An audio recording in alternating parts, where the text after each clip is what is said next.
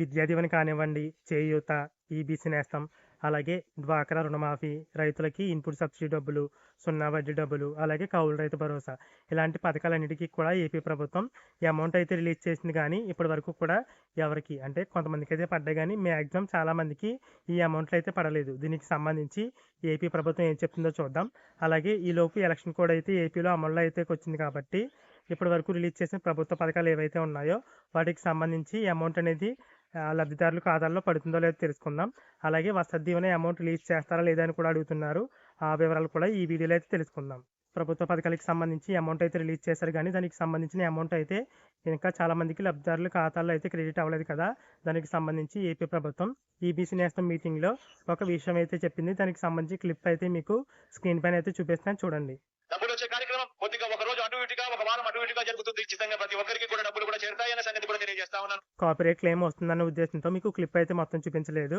అందులో ఉన్న సారాంశం చూసినట్లయితే ఎలక్షన్ కోడ్కి ముందుగానే మేము ప్రభుత్వ పథకాలకు సంబంధించి అమౌంట్లు అయితే రిలీజ్ చేస్తున్నాం. ఎందుకంటే ఎలక్షన్ కోడ్ వస్తే అమౌంట్ అయితే రిలీజ్ చేయడానికి ఉన్నదన్న ఉద్దేశంతో మేము ముందుగానే అమౌంట్లు అయితే రిలీజ్ చేశాము. మా వద్ద అమౌంట్ ఉన్న వెంటనే వారం రోజులు అటు ఇటుగా, అంటే ప్రభుత్వం వారం రోజులని చెప్పింది కాబట్టి మనం 2-3 వారాలు అయితే తీసుకోవాలి. అంటే స్టార్టింగ్లో మనం ప్రభుత్వ పథకాల లిస్ట్ ఏదైతే చెప్పుకున్నామో వాటికి సంబంధించిన అమౌంట్ అనేది 2 వారాలు అటు ఇటుగా లబ్ధిదారుల ఖాతాల్లో అయితే జమ అవడం జరుగుతుంది. ఇక ఈనాడు న్యూస్ పేపర్లో వచ్చిన ఒక క్లిప్ అయితే మీకు స్క్రీన్ పైన అయితే చూపిస్తున్నాను, చూడండి. ఎలక్షన్ కమిషన్ చెప్పినట్లుగా అక్కడ ఆర్టికల్ అయితే మెన్షన్ చేశారు. ఆ వివరాలు చూసినట్లయితే ఇప్పటికే లబ్ధిదారులను గుర్తించిన పథకాలు ఏవైతే ఉన్నాయో వాటికి సంబంధించిన అమౌంట్ అనేది ఎలక్షన్ కమిషన్ వద్ద పర్మిషన్ అయితే తీసుకుని ఆ అమౌంట్ అయితే రిలీజ్ చేయొచ్చని అయితే రాశారు.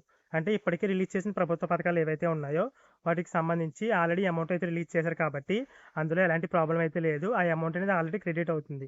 ఇక వసతి దీవెనకి సంబంధించి చూసినట్లయితే ఒకవేళ వసతి దీవెనకి సంబంధించి ఏపీ ప్రభుత్వం ఇప్పటికే లబ్ధిదారులను గుర్తించినట్లయితే ఎలక్షన్ కమిషన్ వద్ద పర్మిషన్ అయితే తీసుకుని ఆ వసతి దీవెనకి సంబంధించి అమౌంట్ కూడా రిలీజ్ చేయాలి. అంటే ఈ వసతి దీవెన పథకానికి సంబంధించిన అమౌంట్ అనేది ఈ ఎలక్షన్ కోడ్ టైంలో ఏపీ ప్రభుత్వం రిలీజ్ చేయాలి. అంటే ఏపీ ప్రభుత్వం చేయవలసిందల్లా ఇప్పటికే వసతి దీవెనకి సంబంధించి లబ్ధిదారులు ఎవరైతే ఉన్నారో వారిని గుర్తించినట్లుగా, అంటే ఎలక్షన్ కోడ్కి ముందే ఆ లబ్ధిదారులను గుర్తించినట్లుగా ఎలక్షన్ కమిషన్ ఏదైతే ఉందో వారికి ప్రూఫ్ అయితే సబ్మిట్ చేయాలి. అలాగే వారి వద్ద పర్మిషన్ అయితే తీసుకోవాల్సి ఉంటుంది.